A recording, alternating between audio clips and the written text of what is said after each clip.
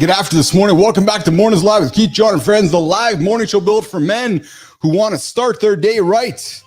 Yeah, clearly mine hasn't started right here this morning. Yeah. All right, listen, we're going to give you guys some daily morning motivation. Little bit thrown off here this morning here, guys. Then listen, quick reminders before we kick off. Make sure to like, subscribe, drop a comment. This show grows because of you guys. This is an R-rated experience. Oh, yeah, it's an R-rated experience this morning. I can tell you that right now. And, of course, don't hit the snooze button. You're going to be 9 minutes behind the guy who doesn't. Those 9 minutes, that's the difference between stuck and momentum. I think my team was snoozing on me this morning. Hour one, current events are interesting as always. We got a bunch to get after. And so forth. Jimmy, do we have Johnny in the lab here? Let's just see here, guys. Yeah, let's get after it. All right, so listen, let's get into the morning loop here. Let's rock and roll here. Welcome back to the Lab Nation. Did you all have a good weekend? We know two guys who had life expectancy work planned. Oh, yeah. Keith, Jon, hope it all went perfectly, fellas. Is Marty in the house? Did he do life expectancy work too? Good question. And how about you, Jimmy? Nation, it's time for a new loop. Let's get after this day.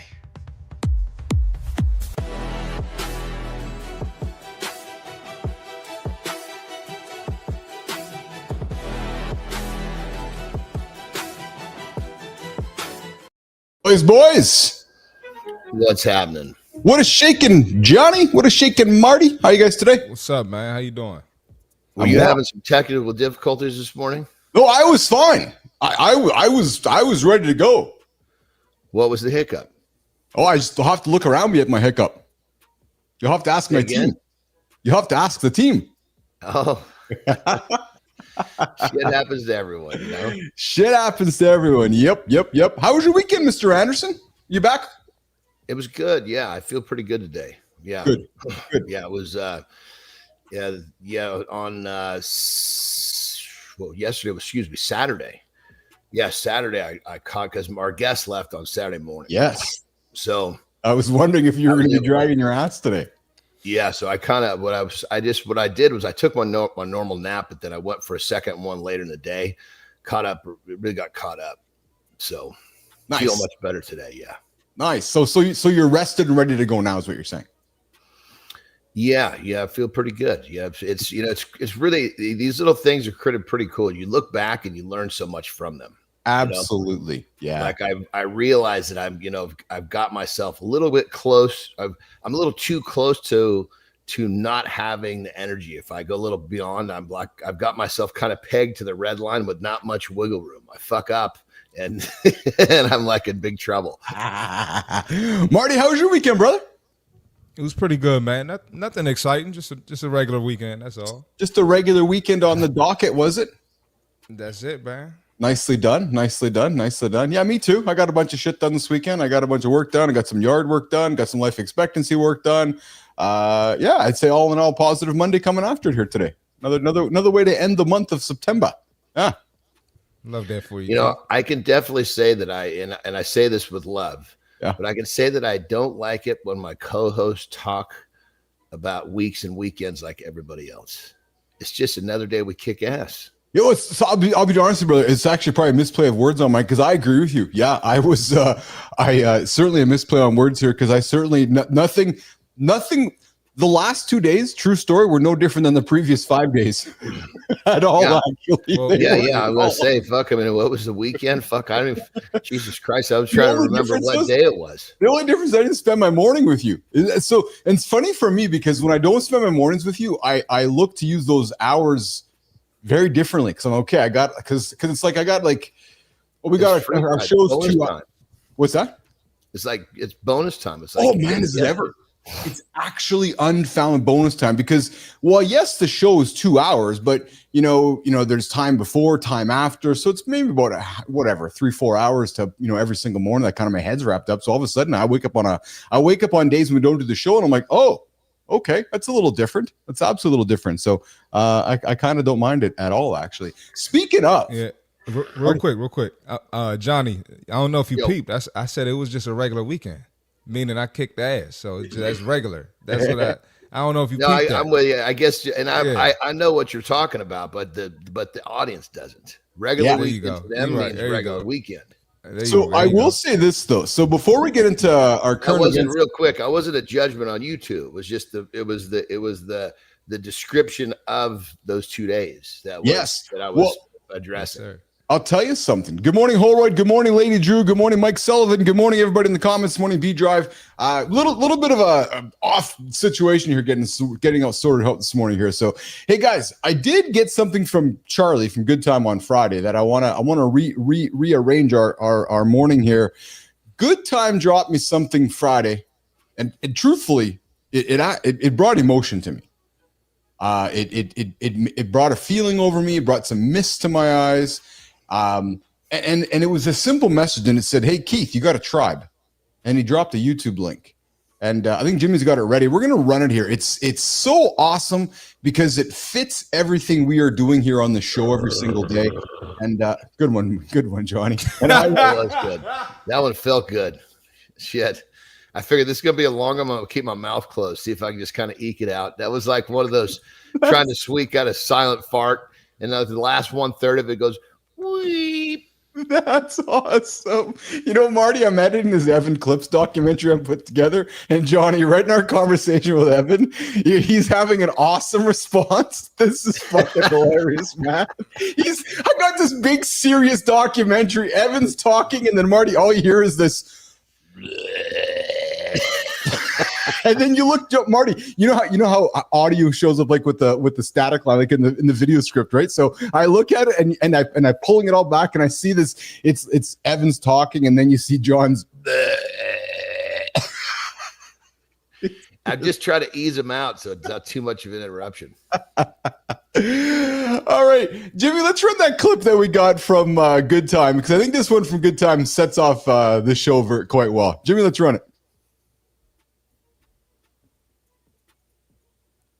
That anyone can do, believe it or not, is to have someone each morning that they text good morning to.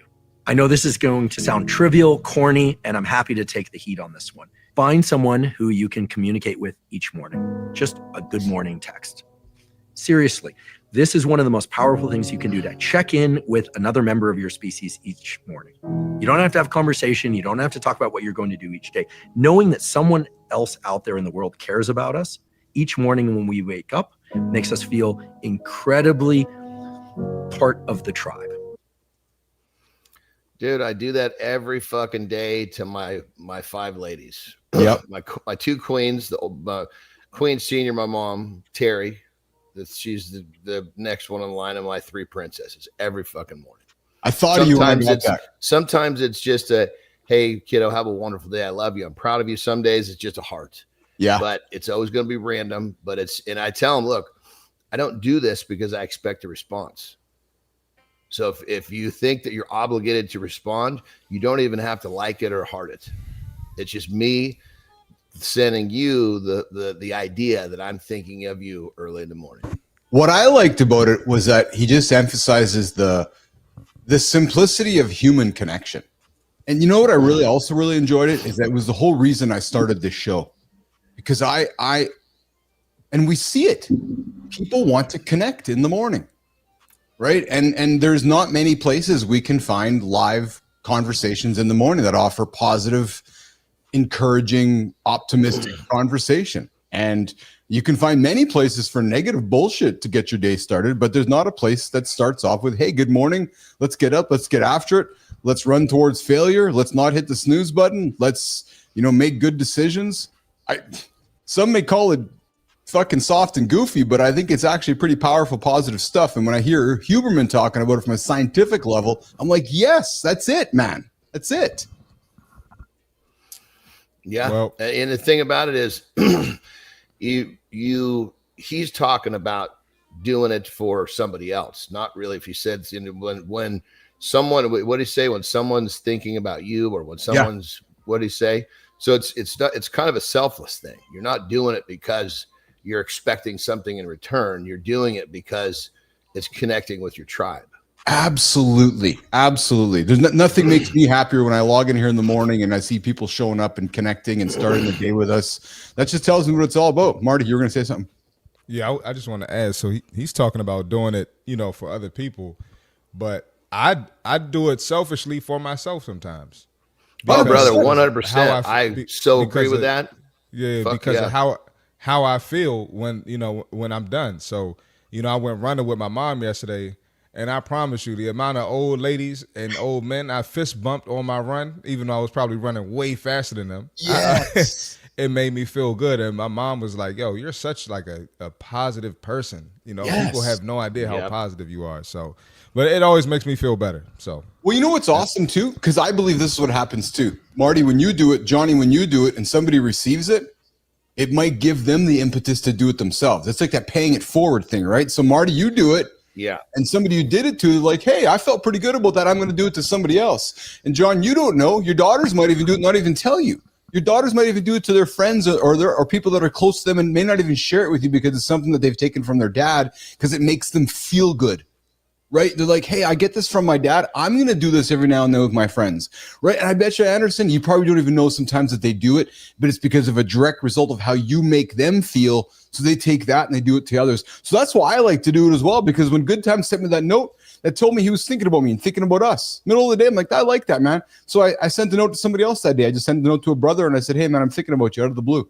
And I guarantee you he probably sent it to somebody else as well. So that was kind of the point of it, man. Just paying it forward, right? Yeah, that I think paying it forward, in many cases, it's, there's all sorts of paying it forward. But I think the simplest way to pay it forward is when we live in a way that's an example for others. Yes, that's exactly it. That's exactly it. Hey, guys, you guys can join the show with us live right now in the mornings, the live community. Join at 431-300-3005. You can open up the phone lines in the second hour. Comes to hand, the comments are active both in the vertical and horizontal streams. And to those that are not watching us live, I invite you to come join us 8 o'clock Eastern time right here on YouTube, LinkedIn, and X. All right, Sterling Preston, I think we got some stuff to get into on the conversation desk. Let's get into before we got a guest coming up here on the show here today. If he has read the IKEA instructions, but Sterling Preston, what's going on the conversation desk this morning? We're kicking off with this. Why the time you eat breakfast could predict how long you live. So that plate right there might be your destiny. This one comes from the community. How to build real connections in seconds. Props to Good Time for this one. Jake Thompson built the idea of compete every day into a 7-figure brand. From the trunk of a car to the boardroom, that is a story worth hearing. Your body can change your mind. And sometimes the pose says it all. Sometimes confidence starts with just one step forward. That first step can change everything. Marriage doesn't add as much happiness as you think. Ooh, that one will ruffle feathers. Every man needs something to look forward to. So that's the lineup. Keith, which current conversation are we diving into first?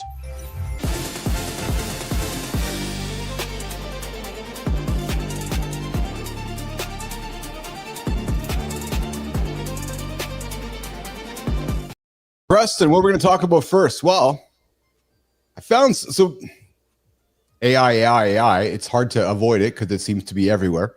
And this one, I think, is one that we should maybe pay attention to because this one hits everyone. It hits you, John, hits you, Marty, hits me, it hits everybody in our circles. And because of the voice that it comes from, and it comes from the CEO of Walmart. Now, I don't know, Marty, John, you guys do a lot of shopping at Walmart. We drop in there every now and then. We don't, but there's people in our circles that do. And why I thought this was important was that the Walmart CEO over the weekend issued one of the most stark warnings yet for major corporate leaders and, frankly, humanity. It's very clear that AI is going to change literally every job on the planet. And that's from a guy who's running a massive, massive retailer and declaring at a workforce conference on Friday that it's going to transform nearly every job across the economy. And as a matter of fact, I'm looking here in Canada, like unemployment rates are 7.1% here in Canada. And I thought it was important because it's coming from somebody, because we talk AI from the tech sense, but when it kind of steps into the everyday world of going to Walmart and the Walmart guy is saying it, I think it just maybe encourages our ears to perk up and recognize that this is not going away. Yeah, I mean, it's. I mean, how many people have to say this before people are going to start to fucking realize, get with the times? Yes, yes. Well, and I have even another one here that talks about how AI is experts talking about, on the level of extinction, which I find quite crazy as well. Fuck. No, AI is about ready to fucking extinct us. That's what I mean. Yeah, yeah. I thought he was saying that AI was going to be extinct. I'm like, fuck. I don't think we can turn it off now. No. Well, so there's so I'm just looking here. There's Dude, real quick. I don't know if forgive me for jumping in right here, but I don't think I talked about this, but I did this podcast. I was in this guy's podcast. I'm not going to mention his name because I'd be revealing who his wife is. He's a billionaire, yes, right? And really fucking interesting dude. His wife was like, and when he says a billionaire, I think she's probably a big chunk of what's going on too. She's like one of the top 10 people in Google, right? Oh, okay. And she's something about, right there with AI. And he's talking about how they fucking grow this in a fucking box, like all sorts of crazy shit, But anyway, what he's saying is that that basically he's basically saying, look, this thing has already fucking escaped our grips. And nobody knows. Well, there's enough people that know it's escaped our grips. Nobody wants to really. It's almost like, when the doctor says you got 30 days to live. It takes a little while to fucking digest that. We're in that digesting phase that we're kind of fucked. I don't want to get. It's funny, Anderson. I can't disagree with you too much. I don't want to postulate with too much negativity, but it's hard not to connect what's happening globally with the world right now, with the way the world's reorganizing. You can't talk about them in silos. You can't, because if my AI is going to control the world, then there's a level of control happening there. And if dude, 100%. Yeah, I so agree with everything you're saying. It's fucking if you're crazy. China and I'm America and your AI is smarter than mine, I'm scared shitless if I'm America. If I you know what I mean? Yeah. Like if I'm the guy with the orange hair and I know you're the guy with the black hair who's going, I'm racing you to beat you because my AI is going to beat your AI. I'm like, holy fuck, I got to get there quicker. I got to start putting walls up. I got to start protecting.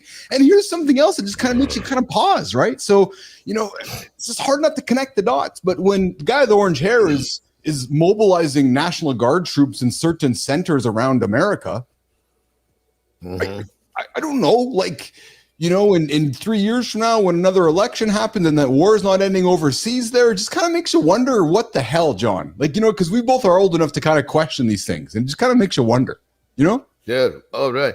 And this whole thing was prompted by what you said about changing the job market and eliminating jobs, the Walmart guy. So this dude, what he said was, he goes, let me give you an example about, I asked him, I said, so what are we going to see first? And he goes, because I was actually at his house and he lives in this fucking really premier neighborhood in Vegas, like where, it took fucking 10 minutes to get past their security. They fucking, unbelievable. Fucking licenses and also, and I was on the list.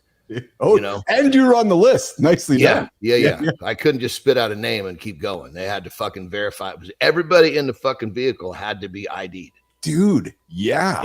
Anyway, so in this neighborhood, one of his fucking neighbors, I think, was Usher, he said.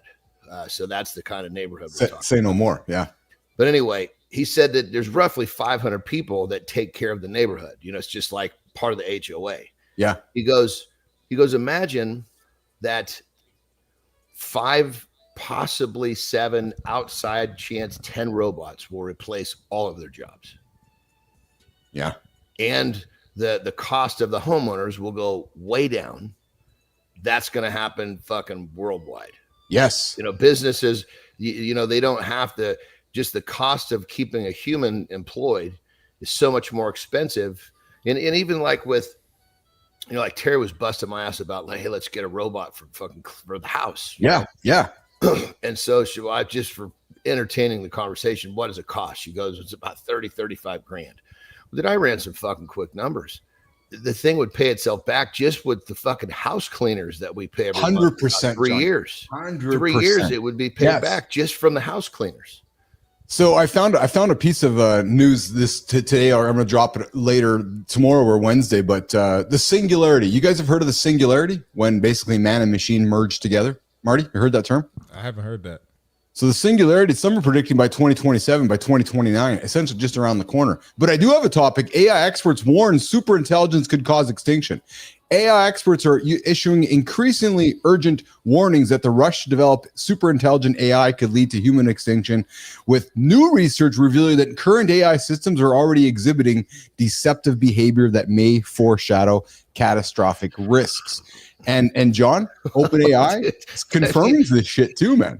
Well, I mean, you see these I can't remember what. Somebody sent me a fucking video of a robot like fucking trying to whoop the ass of the guy that was working on him. Yes, I saw the same thing. This fucking guy was, this guy was getting out of there like it was a pack of dogs trying to get him. He knew he had no chance. Yes. Well, I saw another robot where the guy had a stringer on the robot's neck.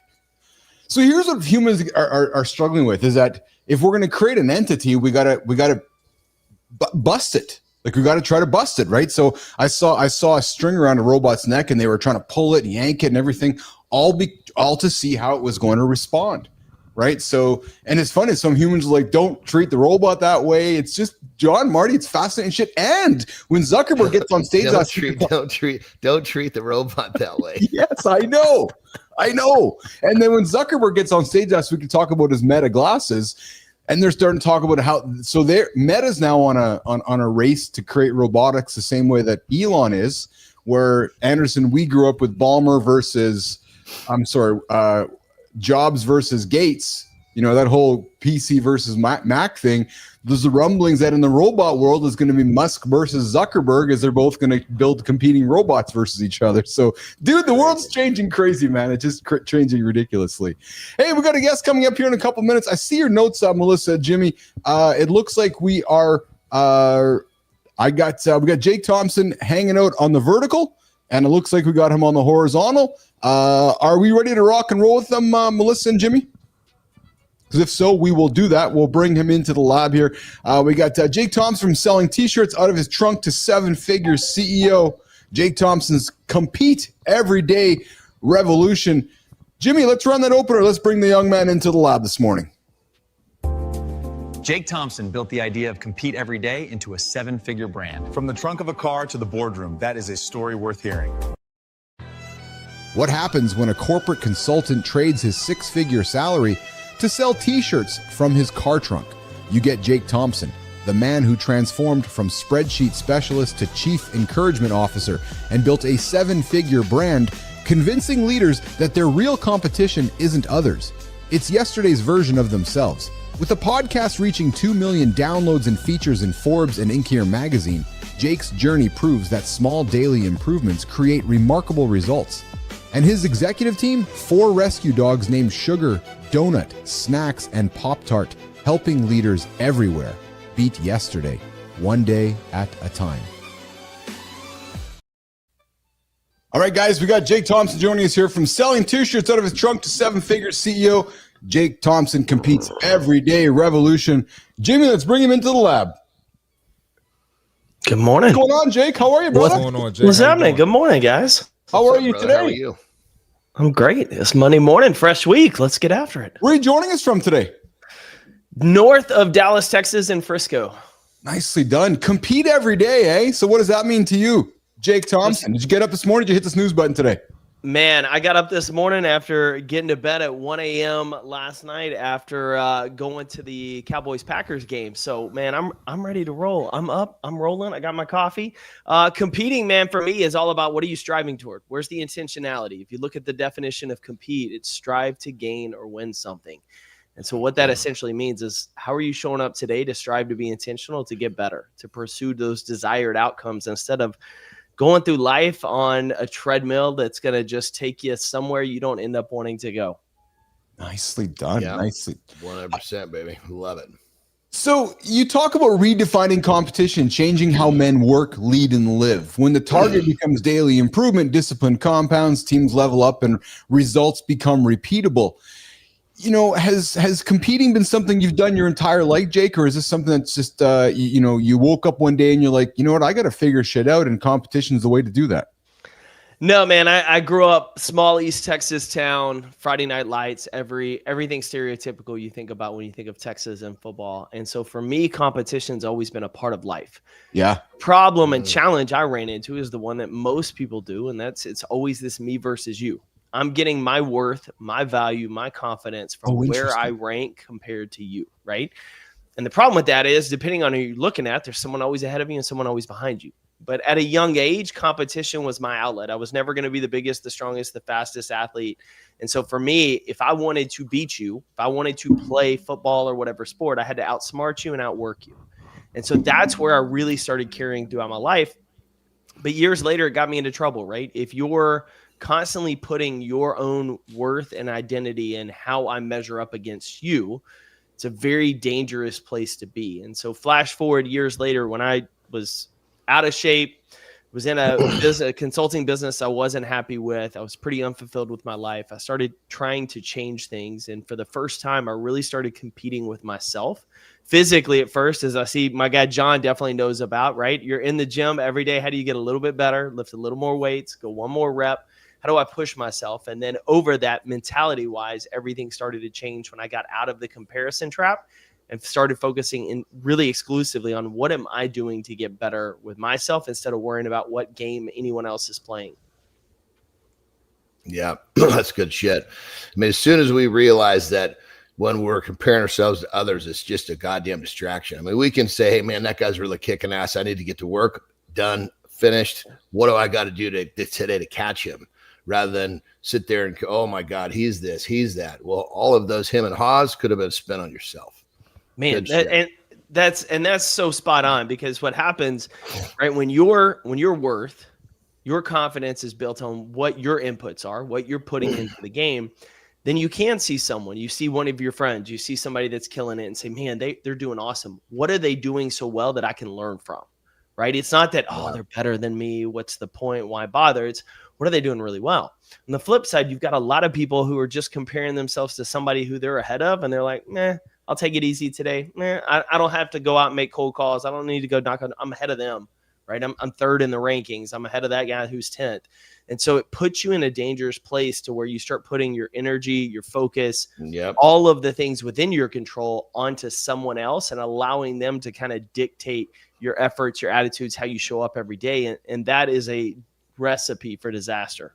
100% versus I'm out front, but fuck, I still got 25% of my potential to tap into. Let's keep going.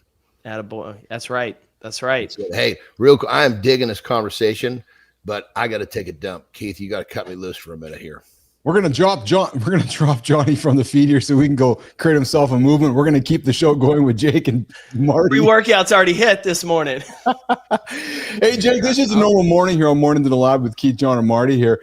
Hey Jake, so what's one place where you find yourself still competing with others instead of yesterday's you? Because I got to think to some places where you still. So for example, this morning, I'll use it myself. When I get up in the morning, I don't hit the snooze button. Because I believe that if, for example, if you hit the snooze button, I'm going to be 9 minutes ahead of you. So I compete, every single morning when I'm getting up with people that are hitting the snooze button. So what about yourself, Jake? Do you still kind of lead that same way? Dude, I think the idea of comparison's hardwired into our brains. And a lot of what we see of how our brains work, just the way biologically we've been adapted and evolved over the years, you're always going to have that. And so I have to be intentional, constantly resetting, because I'm in an industry as a keynote speaker where I'm always going up against other people, right? You're always going for gigs and conferences. And a lot of those people are friends. Like I have peers I'm going up against. And so you easily pop on social media, right? You're out on vacation. You pop on social media, somebody you see posted a gig or a bigger win. And you're like, oh. And so you immediately have that. Like there's always this thought, but here's the unique part. We don't control the initial thoughts we have. We control the response we have to them. And so, when you have a negative self-talk, when that alarm goes off right in the morning and your first thought is like, oh, I could sleep for like 10 more minutes. Yes. That pull. But you don't control that thought. It just happened. But you control how you respond to it. And so I'm still the same. I still struggle with comparison.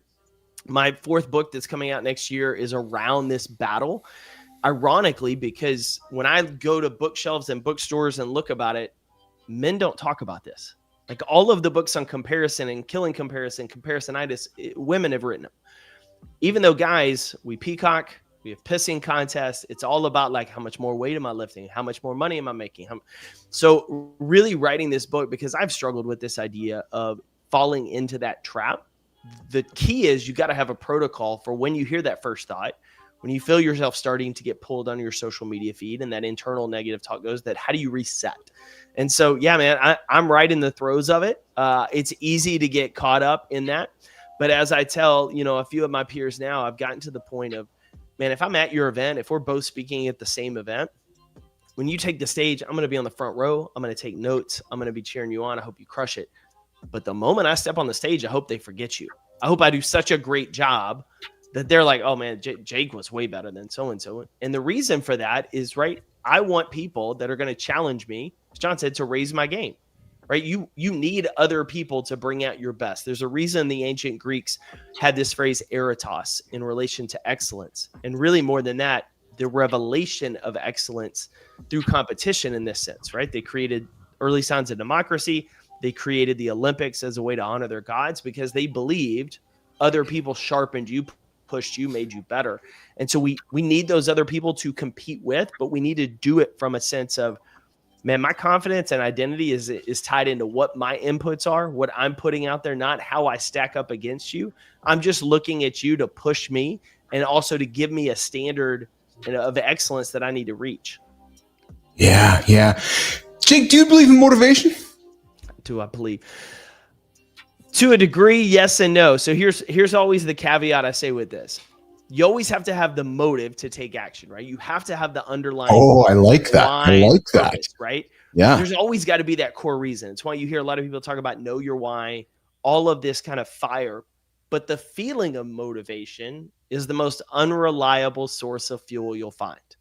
Because some days you have it, some days you don't, which is why discipline wins. Yes. However, to build the discipline, you have to have the motive and purpose with which to take action. And so the concept of motivation and motive, 100%. The feeling of, I think too many people that let their days, their actions, everything be determined by how did I feel when I woke up versus, hey, I hit the snooze button. I'm going to take, that's my first win of the day. I'm dragging today. But guess what? I'm going to go get better. I'm going to go chase down some goals. I'm going to make some progress. I'm going to show up intentionally with my family. I'm going to show up intentionally at work. Like all of that starts to play into regardless of how you feel. Yeah. You're a data guy, aren't you? I'm actually, you would probably say I'm the opposite. If you look at like an EOS or a system, I'm more on the visionary side than the data in the weeds, which made building a business a learning curve and a struggle. But my brain stays a little bit more in the creative space. I asked because you got two data captures on your wrists. You got a data capture on your left wrist. You got a data capture on your right wrist. So I'm really curious about that because you're clearly capturing data about yourself. So and one of the things that we talk about is not getting distracted by the numbers in the middle. So talk a little bit about how you take data and how you take that data off your two wrists, Jake. Yes. So it's funny. The iWatch specifically helps me. I track total steps and activities. So really I'm just monitoring it because my goal is I want 10,000 steps every day. Why? Like, even though is that just an arbitrary? Is that just to make just an arbitrary number? Okay. So from a health standpoint, they say 6 to 8K is what we should be aiming for as humans, right? Keeps me active. There's some days I'm going to crush this number because I'm going to the airport, I'm traveling to an event, I'm on stage, but there's a lot of days I'm at home. And so I need to make sure I'm up, I'm moving around just to stay active. Obviously, the older we get, the slower our metabolism gets.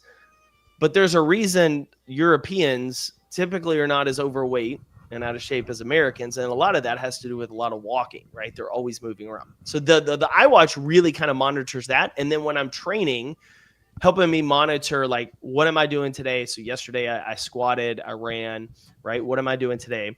The Whoop, on the other hand, really got into this last year for my recovery and being mindful of, as much as I travel, I need to make sure when I hit the stage, I'm on my A game.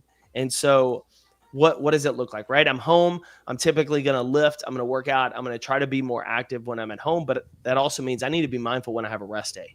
man, I didn't sleep because the dogs kept me up all night. Whoop's going to be like, hey, you're 25% recovered today. Instead of going and just cranking after some weights, you might want to go for like a ruck or a light run, right? Something lighter. So that's where I'm kind of using that data and then tracking, like, from the simple standpoint of how many hours am I sleeping?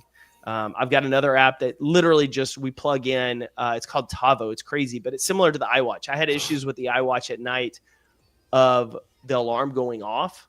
And when you got dogs and wife in bed, like if I get up early, the last thing I want is a sound to wake everybody else up. And so this Tavo wrist wrap kind of wraps around and just buzzes, slightly vibrates on your wrist in a range of like, hey, here's the window you typically, if you need to get up by 5:45, I can set a on the dot, I can set a 15-minute window, or I can set a 30-minute window to when you're in the lightest phase of sleep. That's when I'm going to wake you up.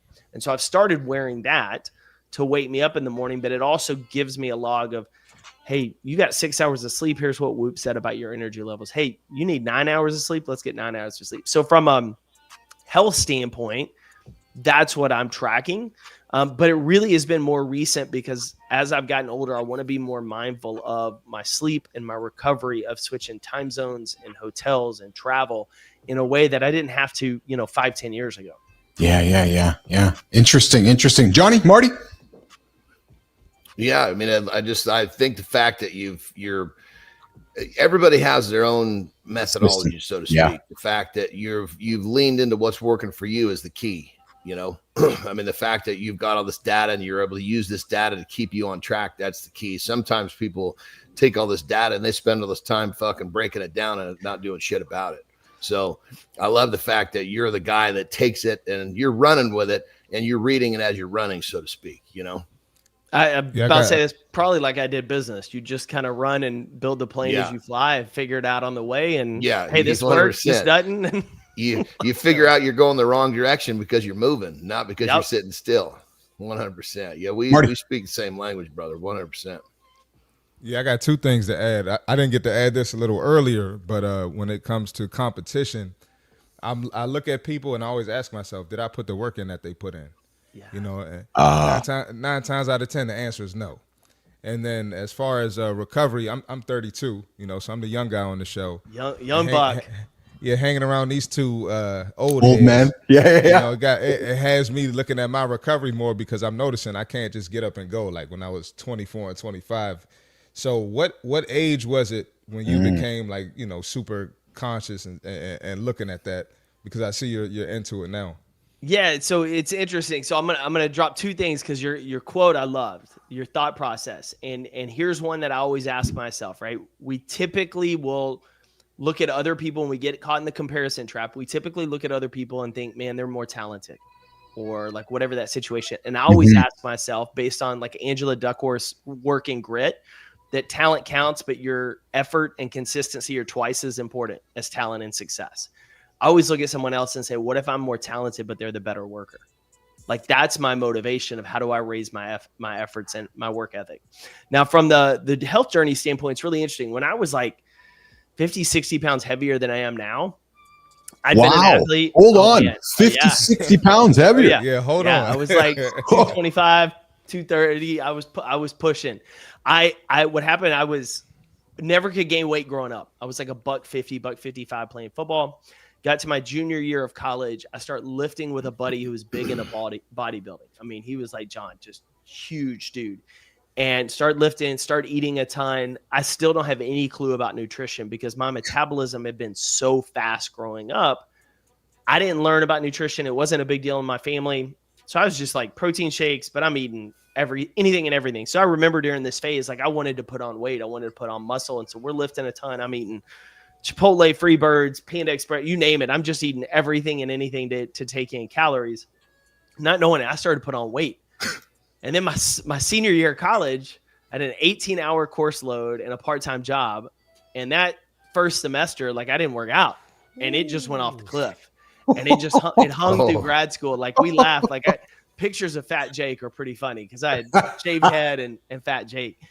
And so when I decided, I was home one time for Christmas. And my dad, just not even mean-spirited, just kind of made a joke about, man, you filled out. And I was like, I think I was like getting ready to eat ice cream. I was like, that's it. I'm done. I got to get in shape. And so I started going to the gym. After you crushed the ice cream though, right? You finished it. Of course. You got to, I was like, you last gotta one. finish It's the ice that, cream. Yeah, you that got to. last ice cream, that last drink.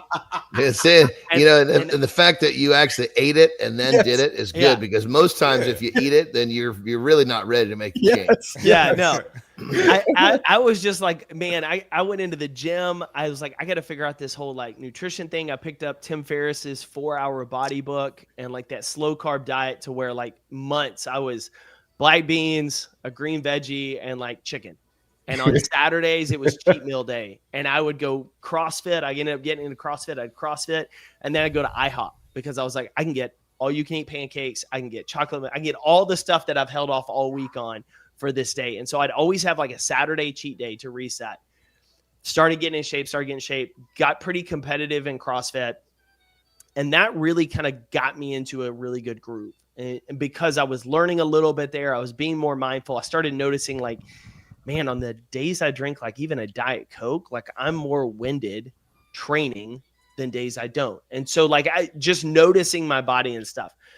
A lot of the rest of this, as you talk about, Mari, like the Whoop and some of this stuff really started, I'd probably say 3 years ago, because 3 years ago is when my speaking business exploded. It tripled in 1 year. And so I'm on a plane way more than I used to be.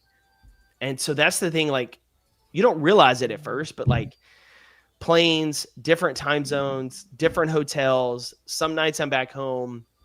We dogs at this, we've got 3 at that point, I think, and they're sleeping in the bed. So like a lot of my habits and patterns started to change. And I'd go through seasons where I'd have tons of energies and I'd go through seasons where I'm worn out and I wouldn't know why. And I was still working out, still doing a lot of things, but like there were just pieces that were off. And so I just started trying and testing different things, right? So now it's like, man, as soon as I get in a hotel, I'm going to crank the air down. What are supplements, magnesium? I need to make sure I've always got with me when I'm traveling and go to bed. If I'm on West Coast, cool, I'm going to go to bed at 8:30 or 9 o'clock and I'm okay with it, even though I wouldn't go to bed that early back home, but it is back home, right? How do you maintain some of that? So I just kind of started doing it because like I'm so on point with like the work that I'm doing that I don't ever want to show up and have less than my best because of my own fault, right? Some days you just know like you're going to have it. Like we have a 3 a.m. fire alarm goes off in the hotel. You have to speak at 8. Like those things happen. But like I want to be mindful of what am I doing? How am I sleeping? What am I training? Like even if I'm going to get up this morning, I didn't sleep well, I'm just going to do 20 minutes on a Peloton to get a little bit of sweat before I go attack the day versus anything else. And so that's kind of that process of priority shifted, lifestyle shifted because of my business. And I just started to notice, especially then, as you get older, man, I can't hit some of these workout 2-a-days like I could back in the day and wake up fresh the next day. Like I got to do once a week, I got to go hop in a sauna and an ice bath. Like I got to do something to add a little bit back into the energy levels that when you're 20s and 30s, you're just like, I'm good. I'll recover tomorrow. Nick, how old are you? Me, 42. Dude, I can see Johnny Right in the smirking middle as you're of it. talking because I can see him leaning into what you're saying. Because in your journey, I like John. I can see you smirking because I think what's going on for you is you're hearing Jake's life journey and the light going on for him as he went through his journey in life. He went from fat guy to he's just making kind of choices. figuring all all the pieces of the puzzle are starting to fit together. Yeah, and just like what I really dug was the fact that he's waking up, not feeling well, but going and getting that blood flow because he's in the position where he understands that, hey, breaking a sweat is going to make this feeling better. I'm going to have more focus. I got to get on stage soon and I'm not ready. I mean, pretty much every day I'm going to do some sort of physical activity right before I'm here. Yeah. I always going to do, sometimes I might just rap out 20 burpees, who knows, but I want to break a sweat. Just boom. You can change your physiology so easily. And with that comes brain chemistry. Boom. Now you're here, versus you're walking around with your head in the closet. It doesn't get better with a fucking cup of coffee. Yeah. Marty, it's like Marty, it's like Jake is like the perfect like candidate, right? In his 30s, he was the husky guy. and he's starting to figure shit out. And Marty, you're the 30-year-old guy, right? So, Jake's hitting his 40s, and I'm thinking, Jake, you have family now? You got kids and stuff? I got 5 dogs. So I heard on the intro the 4. dogs. So we have a Holy 5th shit. one that's been added. Well, you got kids then. If you got dogs, No, you got kids. You got 5 4-legged yes. kids. That's Yes. right. Do you Yeah. rescue dogs? Yeah, they're Are all they 5 rescues? rescues. I was going to Boxer say, and 4 Frenchies. Dude, that's Wow. awesome, man. I love your journey because your 30s, like, oh, okay, I got to figure shit out. Your 40s, you start figuring stuff out. And what I'm really, really enjoying it too is that you accepted the requirements to succeed along the way. Okay, I'm traveling West Coast. I got to get to bed so I can feel better. And you made those adjustments. And I bring it up because we've talked to enough dudes on this show that don't make those adjustments. So to hear you kind of get after it the way you're getting after it, I love it, man. It's great leadership for men that are struggling. You either accept the sacrifices to achieve the goals you want, or you sacrifice the goals you want for what's convenient. Like that's the name of the game, right? Regardless of what you want to do, whether slinging shirts, keynote speaking, hosting a live show, like there are sacrifices, and you have to eventually make those sacrifices, or you got to sacrifice that thing you say you want, but you really don't. But how did you learn that though? It wasn't just dad's comment about ice cream. How did you learn that? It's interesting. That's a great question.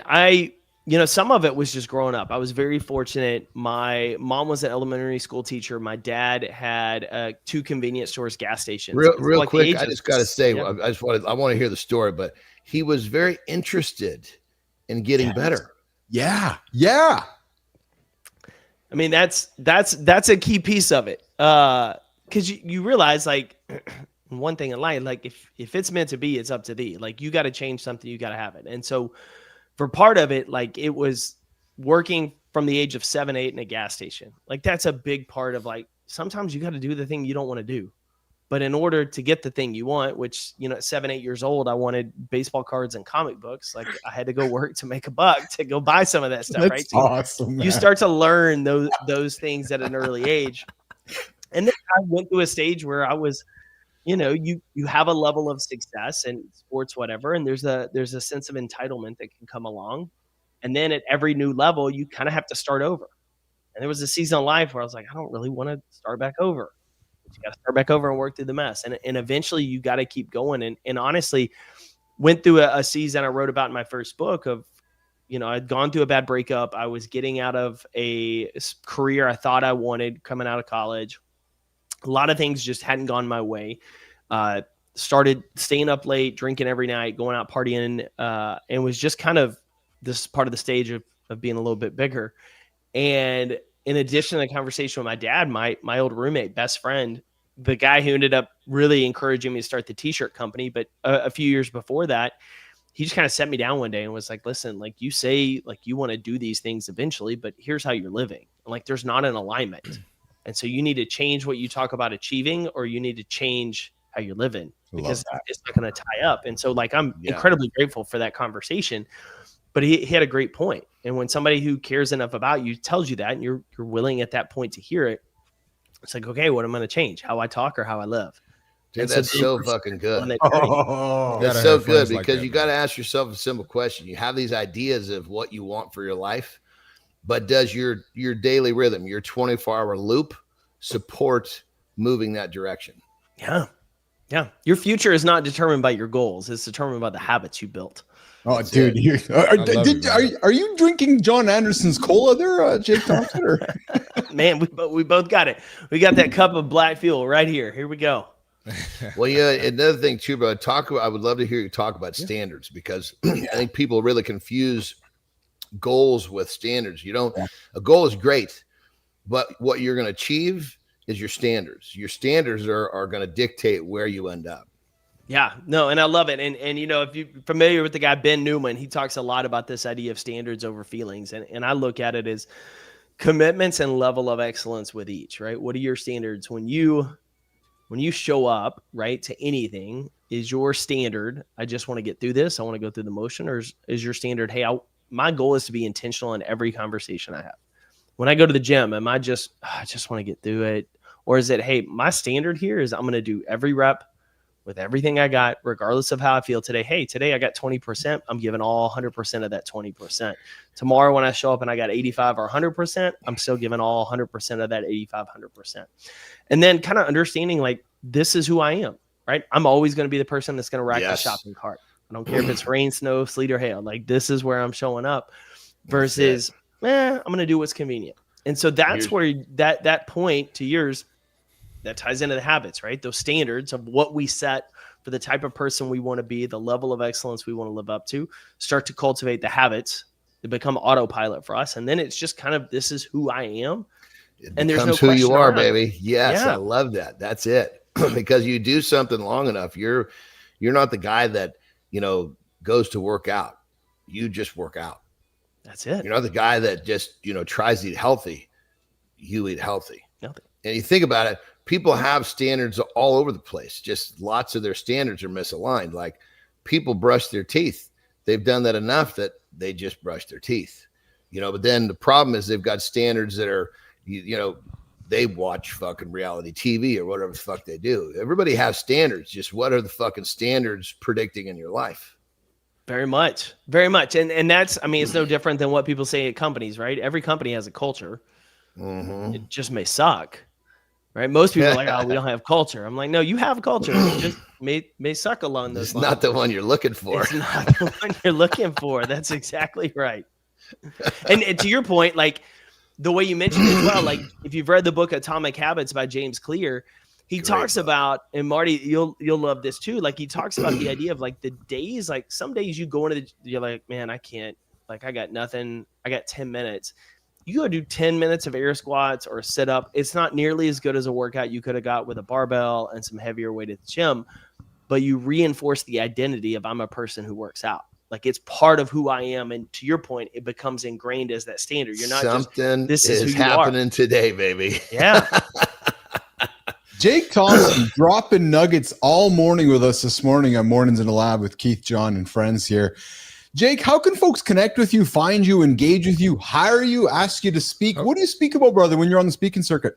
Yeah, so we really have two tracks. So we have a Compete Everyday track where we're really teaching teams how to have a competitive mindset with themselves and collaborate with your peers. A lot of the stuff we talked about today, right? It's you versus you, but you need other people pushing you to get better. And then we have another program where we take companies through actual leadership training, because leadership is one of those things that most people promote and expect them to figure it out. But it's a learnable skill, just like lifting a barbell the right way, right? You learn the skill, you start improving much quicker. And so we teach people competitive mindset, collaborative cultures, and leadership development. And the easiest place to connect and find us is competeeveryday.com. Try to make it as easy as possible for you. You'll see some of the old merch. We still have merch from the back of the days of the back of my car, still going strong, but a lot of it's around the training programs, speaking, and the books I've got. Can I ask Jake a quick question for you? Yeah, please do, Marty. Oh, but real quick, I got my own line too, Jake, and I sell out I don't sell out the trunk anymore, but I started selling out the trunk. So love it. I'm right there with you. But real quick, so since you say your speaking business that tripled, so I want to know, because I'm sure it happened, where you had a speaking event and you saw someone that maybe you looked up to or respected in the speaking world, and were like, holy shit, I'm on the same stage, or I'm at the same event. Did you have one of those moments?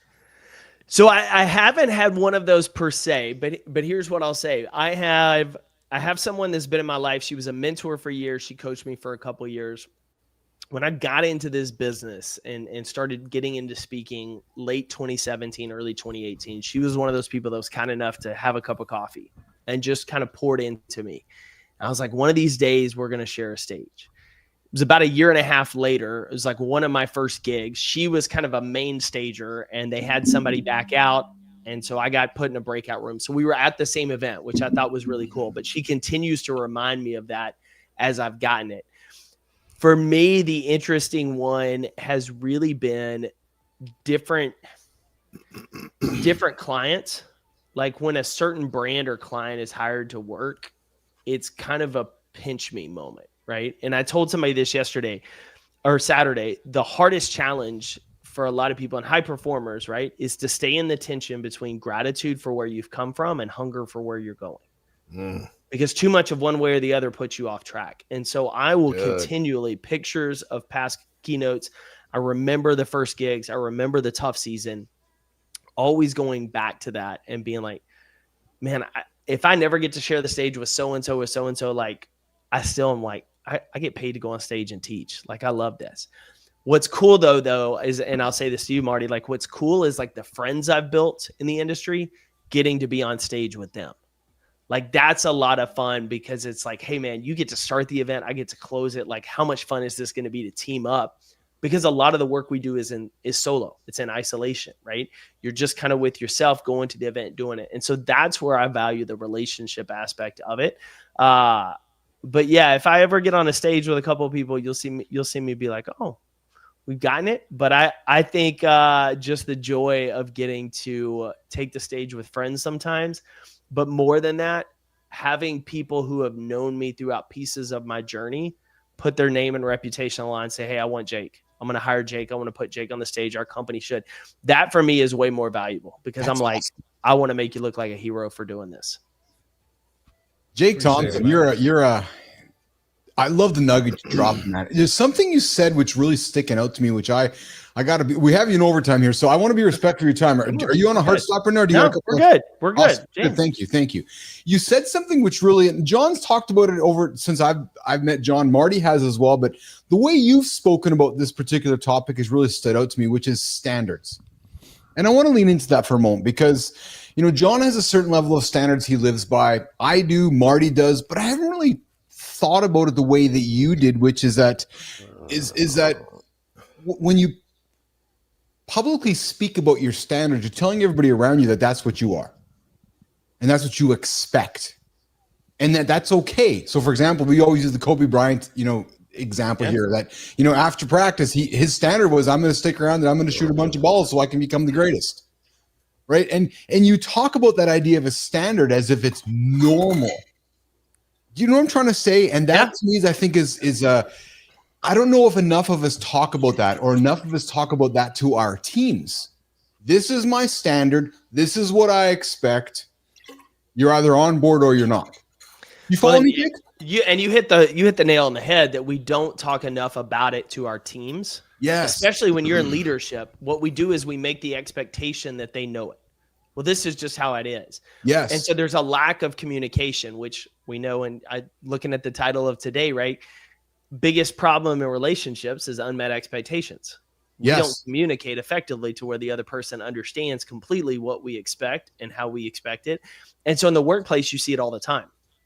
And so we've got to get not only in a habit of identifying our standards, living up to our standards, but communicating in a workplace at least. Like, here's the standards, and I'm going to model it for you. And I'm going to see, when I see good examples, I'm going to call it out because I want to praise you for doing it right. And if you don't do it right, let's talk about what the standard is. Let's talk about where you perform. Let's see where that gap is so you do better next time. And that's just the entire process, right? But even for ourselves, we have to have that. We have to know, like, what is the North Star? And then, man, you know what? That keynote like 3 years ago, that wasn't my best work. And why wasn't it my best work? Because I only practiced like a couple hours and I should have blocked off like 5 to 6. And I didn't block off 5 to 6 because I was working on things that weren't priority. So this next event, here's what I'm doing differently, right? It's a constant idea of when you finish a session coaching or giving feedback to one of your team members, when you finish reading your kid a bedtime story, when you finish going to the gym, what did I do well today? What do I want to do better tomorrow? And how am I going to do it? Like those 3 questions, you get into a rhythm of being intentional about asking those 3 questions in relation to your standards, your world changes because you not only give yourself props for what you did well, but you start getting a habit of looking for where can I get better? And then how am I going to do it?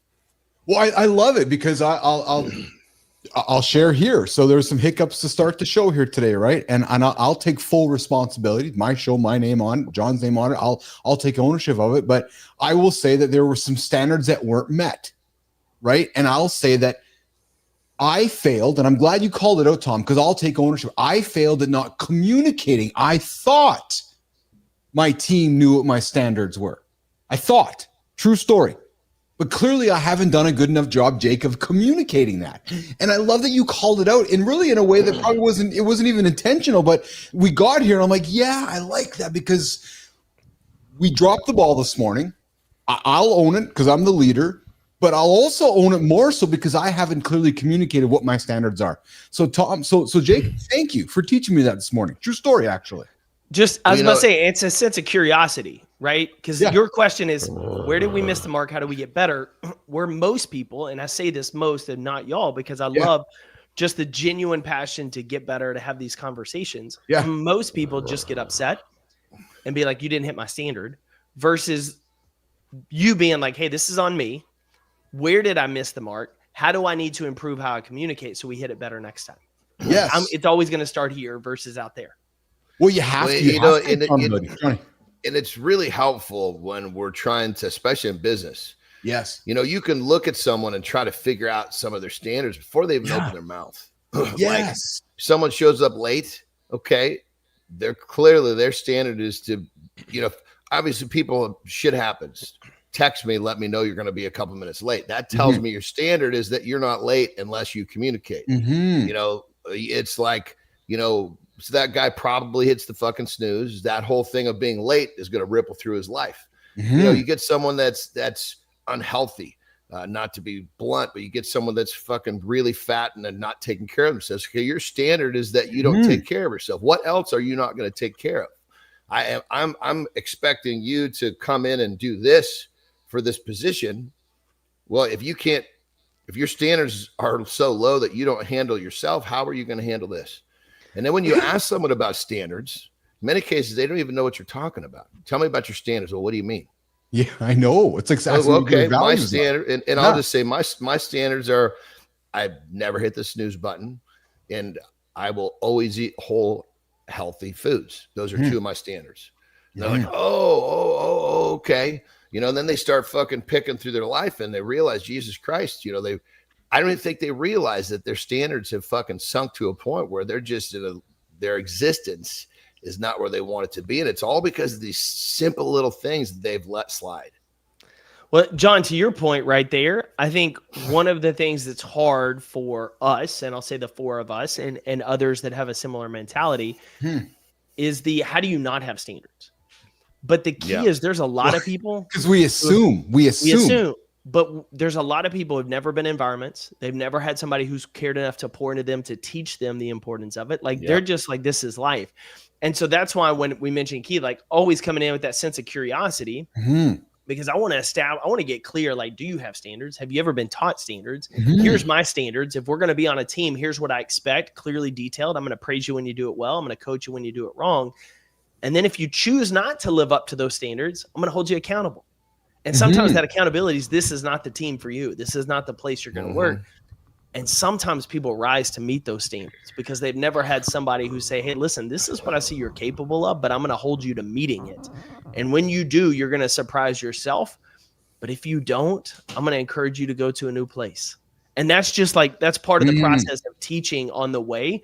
But I think that's where we sometimes miss it, is not assuming other people should have the same standards we do, but understanding like some people may have never been taught it, introduced it, 100%, seen it whatsoever.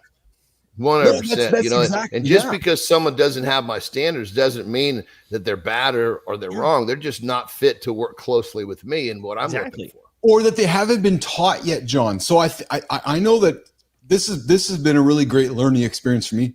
True story. You never can tell somebody you can't teach an old dog new tricks, because I learned something this morning. What I learned just through talking was I can do a better job communicating what my standards are, not just assuming that if you see me, so it's like me saying, John, that's what he does, and that's what his standards are. Well, maybe they're different than what he sees. So it's communicating what they are, not just assuming that what you're seeing is what they are. Right? You know what I'm saying, Jake? So it's not just because you see me doing a certain thing, that's what they are. I can do a better job communicating what they are instead of just assuming you know what they are. Yeah, but you hit the nail on the head. The first thing has to be you modeling it, right? Because we've all seen the situations where you talk about it, but you don't meet it. Yes. And so modeling it is great. And that's always the first step. And a lot of people miss that. But then it's getting almost over the top communication to where you're like, man, I've said this 100 times. Keep playing your greatest hits, right? Because a lot of people need to hear it a lot of times, and they need to see examples of it before it clicks. but unless you're modeling it, it's out the window. It's like if Jon didn't roll in and was telling us like, hey, here's what I'm going to do and here's what you should do, and Jon's not wearing the sleeveless shirt, he's not jacked, he's 150 pounds heavier and not in the best way, and we're be like, I don't really know. Who's listening to this motherfucker? Yes. Yeah, it's like the guy that gets on stage to teach you about discipline, and you're like, I don't know if he's ever where's lifted a yours, weight in his dude? life. Yeah, where's yours? Where's your discipline? Yeah, I love it. It's funny because I would say, Jake, that this is probably a topic that a lot of leaders fall in. This is what you do for a living. I'm going to make an assumption here. This is where a lot of leaders fail, though. They're great at showing, but maybe perhaps not as good at communicating what they're expecting. I had a colleague, a friend for many years, and I'm just reminding myself, he would always say, I like to inspect what I expect. So if I expect this of you, Jake, I'm going to inspect it in 2 days from now. He did it with his kids all the time. Jake, I expect you to do this. I'm going to inspect it in 2 days from now. Yeah.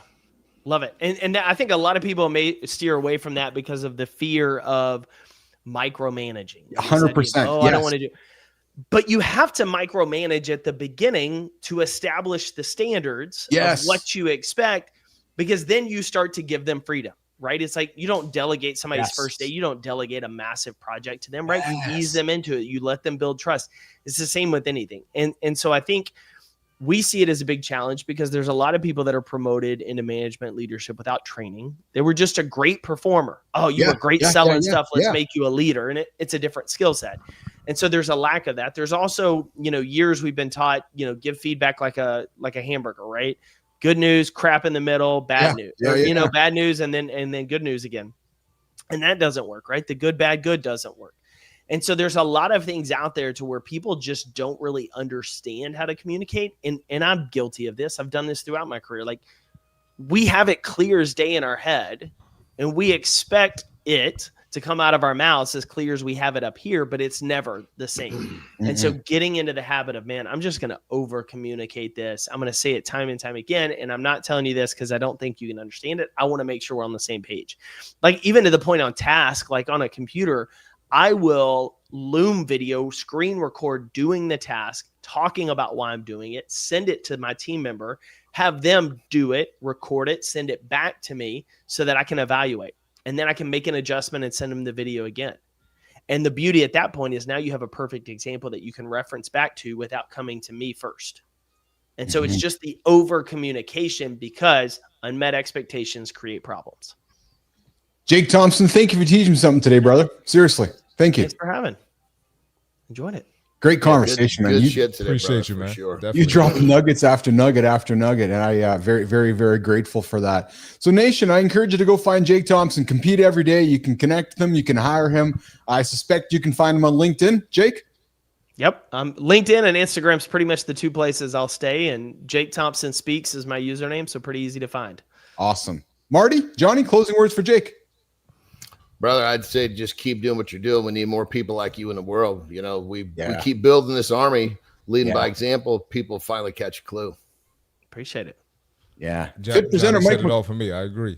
Yeah, Mike McQuillan dropping in with some. Mike joins us from Peru. He's always on the show. He's offering some nice job. Jake, thanks for the visit. Awesome, man. The community's throwing some great love your way. So, Jake, you come back, hang out with us again sometime, okay? Love to. Thanks, guys. All right. Jake's out of here, guys. Marty, what's your time like, brother? Can you stick around for a little bit? I got a roll too. What you got though, man? What do you got going on today, brother? What do you got going on? No, I'm in the gym with the clients, man. Nicely done. No, yes, I got nothing. No, I just we're gonna do a little reset here. We'll do a lifestyle tip with Andersen. We're gonna come back with a topic around why men need to have something to look forward to and how to build it in. So that's the conversation we're gonna come back to after the lifestyle tip. So hey, real quick too, brother. I have to feel the call literally at 6:30 my time. So just get me a minute, 2 minute, 1 minute at the tightest, 2 minutes tops, out early. 100%. So let's do this then. We'll do a reset lifestyle tip with Andersen. We're going to walk Marty out of here, and then we're going to come back, and Keith and Johnny are going to talk about why every man needs to look forward to something too as they start their day. Marty, I love you, brother. Have a great day. Okay, pal? No, you too, man. Have a good loop, brother. Take care. All right. Marty's out of here, guys. Jimmy, let's do a reset with John's lifestyle tip, and then we'll come back and do a morning focus segment. You really want to grit your teeth Monday to Friday for the rest of your life? Whether you answered yes or no, Jon would like a word. It's time for the lifestyle tip.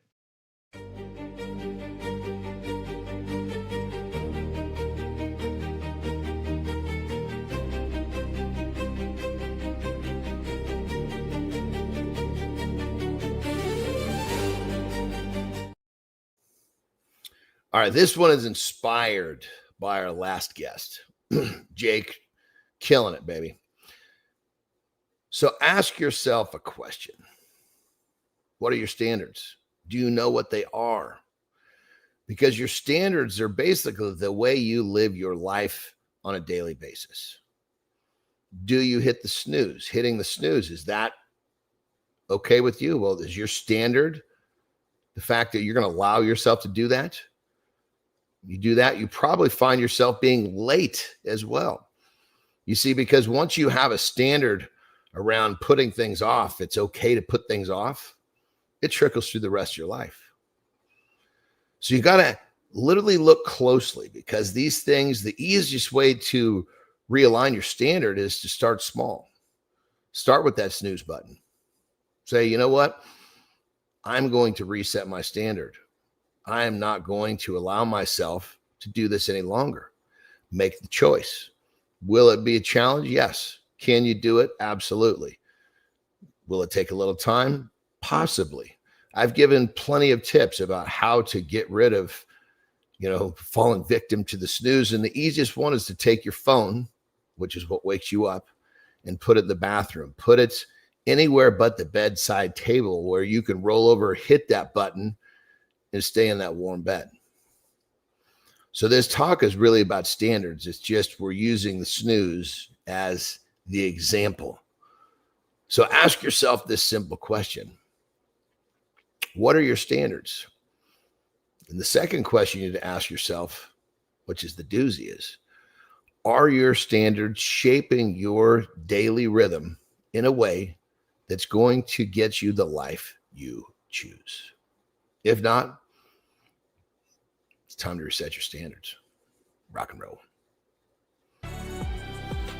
What if the secret to a better life isn't achieving more, but simply waiting for something? We're told to live in the moment, to hustle harder, yet the days can blur into a flat line of obligations, leaving you feeling drained. But studies in human psychology reveal a powerful mental trigger that boosts mood and motivation, and it has nothing to do with the present moment. You can activate this trigger with a simple weekly habit that reframes your entire perspective on the future. The future is coming. Learn how to make it work for you. Johnny, the idea of getting up and eating something to look forward to. For some of us, it can be as simple as going to the gym. It could be as simple as what we're looking forward to, spending some time with our wife, our kids. Talk about this idea of, especially clients that you've met with that have been stuck in life, that don't have a reason to get up and get the day started, and the power of flipping that script and finding something of interest to get up and get after it. I want to talk about this a little bit this morning, Jon, because I think it's something, I don't think we talk enough about this whole idea of every man, every human needs something to look forward to. And I'm not even talking purpose. I'm going to lean into interest and how to build it in. Johnny. Well, I mean, I'll use myself as this perfect example, because if that's part of what my book is all about. Yes. Every night before I go to bed, I'm going to script out, meaning I know exactly what I'm doing, what time I'm doing it. Of course, it's not so rigid that things can't change, but really what it's doing is I'm pre-programming my mind on my success for tomorrow. And in that, I find little things that when I'm planning, I'll find little things I look forward to. Mm-hmm. And people run into this idea that they look forward to a vacation. They look forward to these big, sparkly fucking things, which means their daily life is just a bore. You got to find the simple things in life that bring you joy. Then maybe it's that cup of coffee. Maybe it's listening to your favorite something or other on the way to work. There's so many things. So here's the thing. When you think about, man, I'm going to go to the movie on Thursday, you planted that seed. It's something you're going to look forward to. Well, plant seeds on simpler, littler things. Maybe it's not as big. Maybe it doesn't sprout quite as big, but you're planting seeds that are going to sprout. And you run around and you pick up all these little things that have grown overnight. You know, the warm cup of coffee, maybe the feeling that you're going to get from finishing your workout. A lot of times people don't like their workout. Well, imagine how good it's going to feel when you're done. Yeah. So these are the things that you got to, don't overcomplicate this. Make it simple. This is where I had this conversation with every couple Fridays. A lady comes over to do Charlie's nails because Charlie is a pain in the ass to go get her nails done. So she comes to the house, and she lost her puppy on Thursday, 13-year-old dog. And we both have lost our animals. And what we talked about, and I like to lean into this often, is our animals fill those gaps in our day that we don't even notice and don't talk about. So when you get up in the middle of the night and walk to the bathroom and you see the dog there, there, you walk up the stairs, at the top of the stairs, there's my dog greeting me there, right? And those to me are those little moments that we often don't discuss that create so much joy in our day. You know what I'm saying? And that to me is I think is one of those ways that, you know, having an animal in your life helps create joy and helps create a reason to not necessarily get up, but give you something to look forward to in those moments within the moments throughout the day. And listen to this quote, and I found, and I think you're going to like this. Anticipation isn't an accident. It's a discipline. Say that one more time. Anticipation isn't an accident. It's discipline. Because if you're disciplined, it's a really good way to put that, brother. Yeah, because if you're disciplined every day, accidents aren't going to happen they're not going to be accidental. You're going to anticipate goodness along the way. I like this because if you live a life of discipline, there really is no anticipation. You don't wait for joy, you schedule it, then you engineer the spark, you make it happen. You know what I mean? You don't wait for something to happen, you schedule it and then you make it happen. I like that. And people need to understand the difference between joy and happiness. You can buy happiness, right? You can go buy a pair of shoes and it's going to make you happy for a little while, right? But when it comes to joy, you're enjoying an activity. Now, granted, you can also enjoy your happiness. Don't get me wrong, but you didn't have to buy that cup of coffee, or you did that. What we're talking about is finding the joy and enjoying the parts of your life that exist every day. You know, like my systems help me with that. Yes. When I'm constantly looking at how is my system performing, I get a kick out of seeing if there's a way that I can, I mean, literally, I was doing it this morning. It's a different fucking toothbrush in Mexico in this house. So I'm like adjusting my system because the system that it's a new toothbrush, I should say, because the old one could put down here. You can't just go get the same one. They might not have it, you know? Yes. So I have to adjust my system for this new toothbrush. It sounds silly, stupid, but it's like, I find joy in creating efficiency in my life. I know you do. The little simple things, you know, whether it's your pet, you could find the joy in your pet greeting. You could find joy in going to, you know, feeding there's just so many things, but you have. I love the joy of my pet. You know, it's like you have to premeditate this stuff, you know? Absolutely. Okay, I know you got to rock and roll, so I want to respectfully get you out on time. I'm going to put something on the table for our conversation for tomorrow. So on the weekend, don't judge me. I went and bought some protein powder. I know. But get this.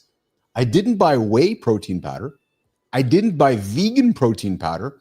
I discovered beef protein, John. Do you know of it? Yeah, dude. Of course I do. Fuck, that's nothing new, brother. So new to me, though. So new. So I'm being absolutely serious here. So that I never seen it before in my store where I buy it. They've always carried the whey or the vegan. And dude, the best beef protein is going to be from Muscle Meds.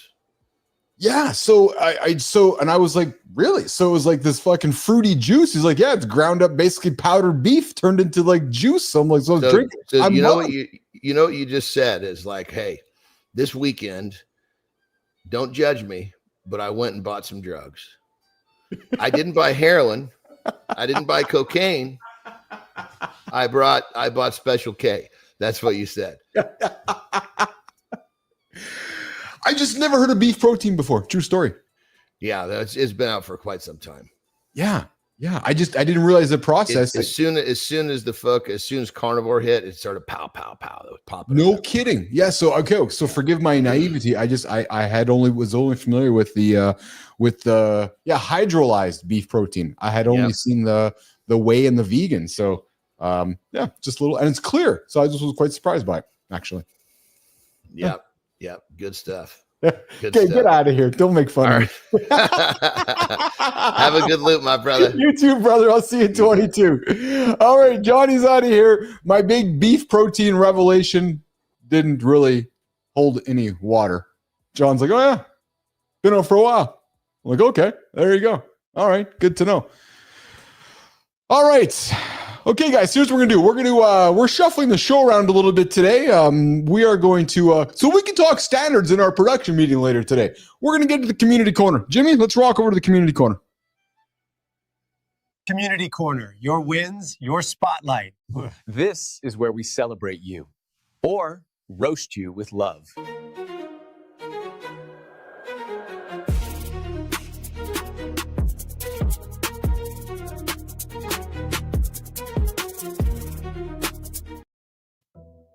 All right. Okay, here we go. Today we're going to talk about handling belittling comments without losing your cool, negotiating with confidence that isn't just ego in disguise, and why fear of being stuck can be scarier than failing. This is the Community Corner Nation. We're going to give you 3 ways to stop waiting, stop reacting, and start moving with control. Guys, let's start out over on YouTube. All right, Jonathan Fisher gives it straight. A belittling comment isn't about you. It's about the person giving it. It's a dominance move, a move you make that is so small that I feel kind of big kind of play. So instead of firing back, he teaches the system. He says, hey, what about this system? Pause. Ask a calm intent question like, did you mean to hurt my feelings? And then put the spotlight back on them. Ooh, I like that. So, hey, did you really mean to hurt my feelings with that comment? And ask them to put it back. Here's what I suspect is going to happen, Jeff. They're probably going to troll you back with an even worse comment. Although, maybe 9 times out of 10, they walk back. And if they don't, you just say, good to know. Or keep moving. I don't know. If somebody's going to be a troll, they're going to be a troll. Trolls are trolls. Speaking of trolls, I did have a topic on the current events. Ultimate troll move by the guy with orange hair. Yeah.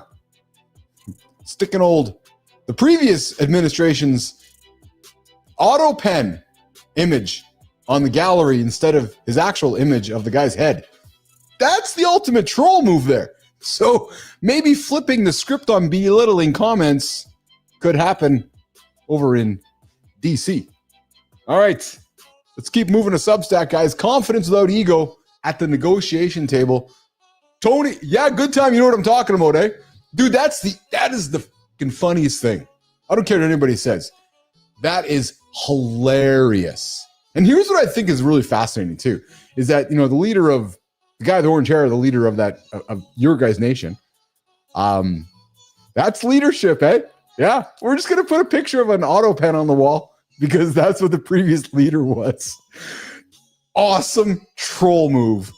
And if you guys cannot see or hear any of the sarcasm within my voice, then you haven't been on the show long enough to know that I'm 1,000,000% sarcastic with that whole comment. All right, confidence without ego at the negotiation table. Oh, Sullivan. Yeah. Tony Anagor writes about how confidence doesn't need to be loud. He quotes Diefenbach's line. I can't be intimidated because I'm comfortable with myself. And if I'm at the table, I belong there. Oh, baby, that is gold. It's a mindset that shuts down intimidation tactics like raised voices or awkward silences. Negotiations stop being ego battles and start being trust-building conversation. Deals built that way actually last. Question for you. Do you walk into rooms to prove yourself? Or because you already know you belong? That is the question to ask yourself as you get after it today. All right, continuing our community corner over on LinkedIn. Fear of being stuck beats fear of failure. Elizaveta Taylor says, failure never scared her. Good. Failure is a great thing. What terrified her was waking up years later, still stuck, still waiting for permission, still overthinking. She chooses movement instead, giving herself permission to fail. And that's what broke the loop and unlocked wins for her. She writes that failure means you tried, and trying is progress, but stuck? Wow, that's stalling disguised as a safety net. So you're still waiting some more magical signs, or are you going to move no matter what the outcome will be? Guys, the big takeaway today, guys, is progress comes from movement, not waiting.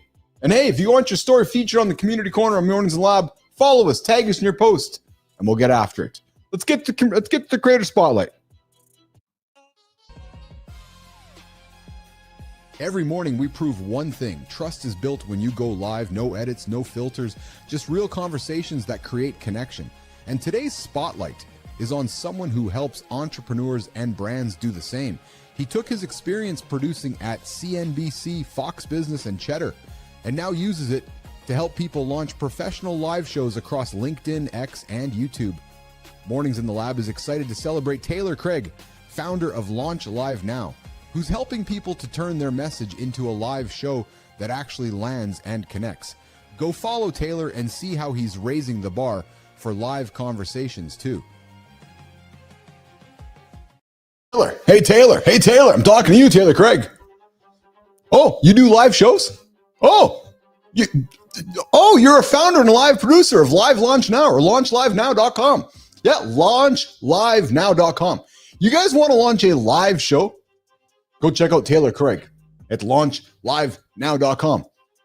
And then you can come check out Mornings in the Lab for your own live show as well. All kidding aside, Taylor Craig gets after it. He is building an incredible company about live shows. Live conversations aren't easy. True story.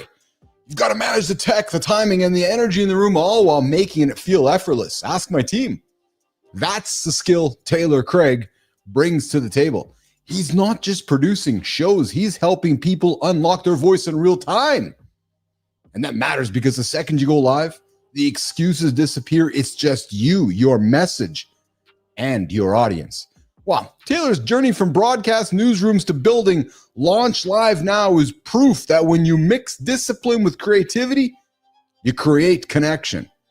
So Taylor, I got an offer for you, brother. I'd love to have you on my show. Yep, there's a true story. Taylor Craig, you got an official invitation to Mornings in the Lab with Keith, John, and friends so we can hang out, we can get to know you, and learn more about Launch Live Now. And then give you the Creator Spotlight so we can give it to you to shine somebody on your world in an upcoming Community Corner segment on Mornings in the Lab. So Taylor Craig, we're celebrating you, brother. And I hope you're as surprised by it so we can get you on the show and hang out with us here on Mornings in the Lab. All right, let's move over to Substack there, guys. What happens when the person who's supposed to help you heal leaves you feeling more broken? That's the moment this creator decided she would never let anyone else feel that way again. For nearly 2 decades, she's been guiding couples through tough conversations, helping women at midlife rediscover themselves, and turning her own pain into a platform for transformation. With a best-selling book, a podcast, and a fast-growing Substack community, Mornings in the Lab is excited to celebrate Colette Jane Fair. Follow her for the real, unfiltered wisdom on love, connection, and starting fresh. All right, fellas, let's talk about silence. Because silence can be brutal. It can cost you your marriage, your confidence, and your connection. Colette Jane Fair knows that story firsthand. Divorce, loneliness, she has lived all of it. And instead of letting it break her, she built a mission out of it. Now she's out there writing books, hosting a podcast, running a Substack, teaching people how to have the conversations that matter and nurture connection. She's proof that your pain can become your power. And hey, Colette, let's bring your power to the lab. We're celebrating you today, and as a result, I'd love to give you the Mornings in the Lab Creator Spotlight so we can shine it on somebody in your orbit on an upcoming Community Corner, on an upcoming segment of Mornings in the Lab with Keith, Jon, and friends. Every single day, 8 o'clock Eastern time, right here on YouTube, LinkedIn, and X. All right, guys, so here's what's going to happen here. We're going to wrap it up sooner today. We are. So we can spend some time as a group getting reorganized and reestablished for the rest of the week. As you guys know, we are building this show live in public in front of all of you. And sometimes hiccups happen along the way, and today was one of them. So we're going to get back after it. We're going to regroup, establish some standards, so tomorrow is better than ever. So I'm going to do this. There we go. All right. So, guys, this is a wrap today on Mornings Live with Keith, Jon, and friends. We started the morning in the chaos. Listen, we're going to get right to tomorrow's show. What do we got tomorrow? Tomorrow,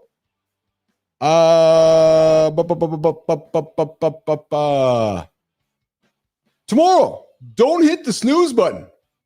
Don't hit the snooze button, you guys. Yes, because you've got that lineup that's going to fuel your mindset, your energy, and relationships. Here's what's on tap for tomorrow. We're going to hand you not one, not two, not 5 phrases every man needs to shut down unwanted advice without being a jerk. I'm going to give that to you tomorrow. 5 ways that you can protect your peace while still being polite. Then we got 20 tiny habits that rewire your brain for energy and focus. Think of it like a tune-up for your mental engine. We're going to tackle the 1-minute rule. Yep, the 1-minute rule. How to start when you don't feel like it. If procrastination has been winning, I'm going to help you get that procrastination going in less than a minute on tomorrow's show. And then we're going to get to the real number one mindset that destroys relationships faster than anything else, plus one small shift that sparked a life transformation. Proof that lasting change doesn't need to be massive to matter. Guys, we're going to be here tomorrow, 8 o'clock Eastern time, right here on the big channel, YouTube, X, LinkedIn, Substack. We're going to bring laughter, insights, accountability, and standards. True story. 8 o'clock tomorrow, less than 22 hours. Nation, have a great one, guys. We'll see you guys tomorrow. Ciao.